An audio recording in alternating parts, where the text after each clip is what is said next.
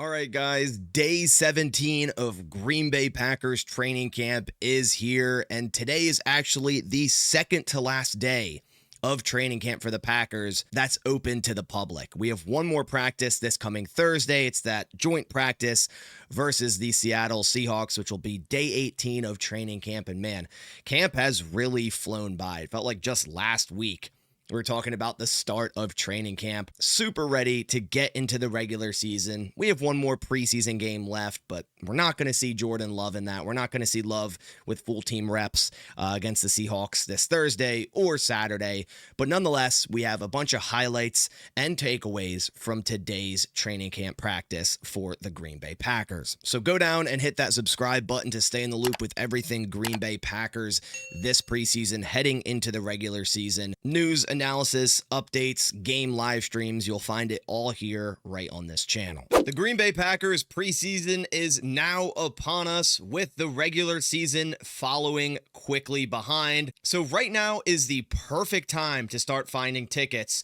for a Green Bay Packers game. And that's why I want to give a massive shout out to today's video sponsor, SeatGeek. With over 28 million downloads, SeatGeek is the #1 rated ticketing app. There are more than 70,000 events listed on SeatGeek, including concerts, sports, festivals, and even more. With the NFL season right around the corner, that means tons of different football games and, more importantly, Packers games to potentially go to. Nothing is better than seeing the Green Bay Packers live in action. Right now, you can find super great deals on any of the upcoming Packers preseason games or regular season games. And if you want to find great deals on Packers tickets, SeatGeek has you covered. Each ticket is rated on a scale of 1 through 10, 1 being bad, 10 being amazing. Look for the green dots. Green means good, red means bad. Plus, every ticket is backed by their buyer guarantee. And of course, I have a code for you guys. You can use code Basaraski10 to get 10% off your next set of tickets at SeatGeek. That's 10% off any set of tickets with promo code Basaraski10. Make sure to go click the link in the description and download the app, and you'll automatically have that code added to use later. Again, a big thank you to SeatGeek for sponsoring today's video. All right, so now back into the video. Let's dive into this thing and bring up the screen. So to start with some injury updates today, a couple players have returned to practice for the Green Bay Packers. We saw both Lucas Van Ness and Kenny Clark, both of which who had back injuries, returned to practice today. Really great to hear that. The Packers have been riddled with back injuries so far this preseason. We still see Aaron Banks out with a back injury, and some of the other players still not participating in practice. Jacob Monk with his hamstring issue, Savion Williams also hamstring, Marshawn Lloyd, hamstring. So back injuries and hamstrings have been the Achilles heel for the Green Bay Packers this preseason thus far. Barron Sorrell is still out with a knee injury. Omar Brown is actually still in the hospital in Indianapolis. So let's hope everything is good there for Omar, and he recovers nicely there. Zane Anderson, Xavier McKinney, still out, and then receivers Jaden Reed, Dontavian Wicks are still out, and cornerback Nate Hobbs still out. Here we see a clip of Lucas Van Ness warming up in today's practice, going through some warm-ups against Brenton Cox Jr. there. And Lucas Van Ness picked up right where he left off. He had a very nice tackle for loss today in team sessions versus Josh Jacobs. And you can also see on the left side here, Kenny Clark in full pads back at practice. The big news yesterday was that Jordan Love returned to practice, and he did more of the same today. Went through warm-ups with that left wrap around his left thumb, and he looks good. And I really, really like the way the Packers are handling this. They didn't just shut him down until week 1 like we were all worried about. You know, I didn't expect him to come back this soon and get this much work in camp, or like in practice, right? Now, he's not doing any 11v11 live reps, of course, because you don't want a live snap and the chance of his thumb getting hit or, you know, a player colliding into him. So what he has been doing is warming up early in practice, just like you see here, but also competing heavily in 7v7 drills, which is something the Packers don't normally do, but have been doing the past 2 days to get Jordan Love the work that he needs. And everything looks good. I fully expect Jordan Love to be ready 100% by week 1.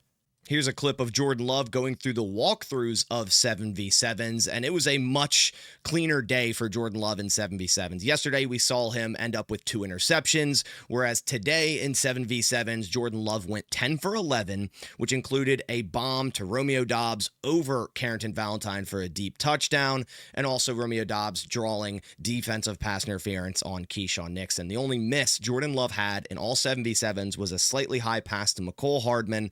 That probably could have been caught. And you see Jordan Love throwing a pass to none other than Matthew Golden here. It was also a terrific day for the rookie Matthew Golden, who had a deep touchdown from Malik Willis in 11v11 team sessions, a bomb of 53 yards for a touchdown. He got behind Keyshawn Nixon and Evan Williams on a deep post. It really seems like Matthew Golden is ready to go for week 1, and I'm just ready for him to take off with this offense. And truly, I do think that Matthew Golden is very capable of potentially winning Offensive Rookie of the Year. The hype is that high.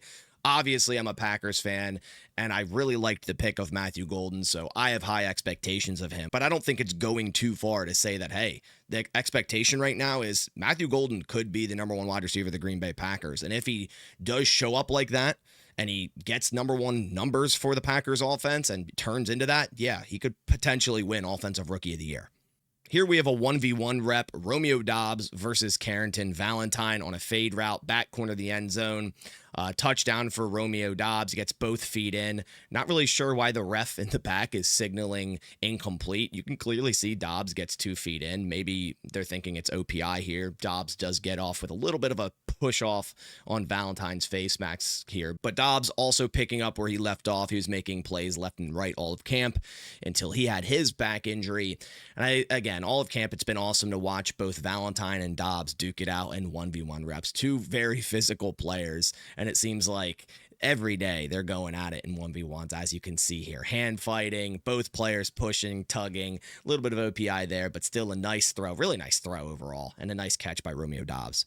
Here we actually do have a 7v7 highlight, so you can kind of see how this session is set up, right? You have the tackling dummies, kind of signifying offensive lineman height in the middle of the field, but there's no pressure on Jordan Love. There's no live snap, just Jordan Love holds the ball in his hand, takes his drop back, and finds a receiver, and does a really nice job finding Luke Musgrave over the middle here. And the Packers continue to utilize and practice Luke Musgrave vertically in this offense, and I really like that. Nice concept here, dagger concept. You see Isaiah Nayer, number 80, running just a go route, and Luke Musgrave from the outside breaking underneath on a deep dig route, right, or post dig there. So really nice concept. I love the Packers using Luke Musgrave in that way. And Jordan Love did light up 7v7s, but you got to understand that looking at this, hey, there's no rush, there's no offensive lineman. A quarterback should do really well in this drill, which Jordan Love did, which is just great to see. Here's a pretty funny clip of Brandon McManus at practice today, dressed up as a referee. I guess he said to Matt LaFleur, hey, I've done enough kicking. I've been near perfect, 64 of 67 in camp thus far. I'm going to come out here and be a referee for the second to last day of training camp before I kick versus, the Seattle Seahawks on Thursday. And he was actually the one who threw the defensive pass interference call on Keyshawn Nixon in that first 7v7 period that I talked about earlier.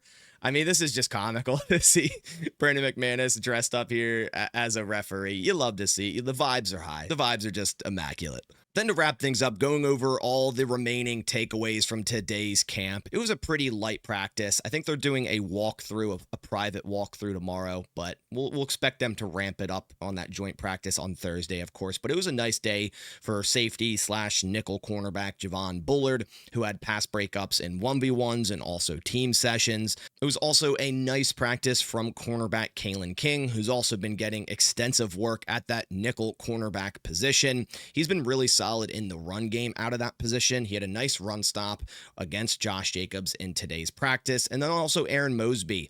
We saw him get a would-be sack yesterday. He had another would-be sack today against Anthony Belton. Talked about him yesterday about how with Barron Sorrell out, Colin Oliver still out, Aaron Mosby or someone like Deslin Alexander, could end up making this 53-man roster due to their special teams presence and depth at that edge rusher position.